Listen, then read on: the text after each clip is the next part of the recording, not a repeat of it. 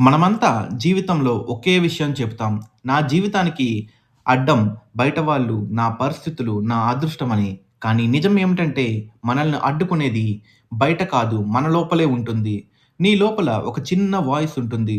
నీకు రాదు, నీ వల్ల కాదు, ఇంకా టైం ఉంది, సేఫ్‌గా ఉండిపో అని.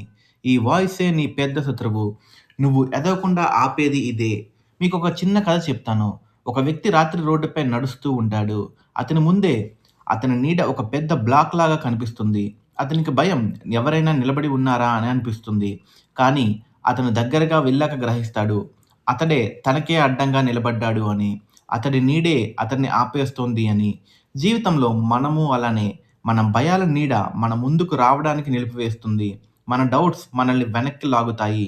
మన అలవాట్లు మనల్ని దిగువకు తోస్తాయి. కానీ ఒక స్టెప్ ముందుకేస్తేనే తెలుస్తుంది. నీడ కేవలం నీలోని భయం మాత్రమే. అది అసలు శక్తి కాదు. శక్తి ఉన్నది నీ అడుగులో.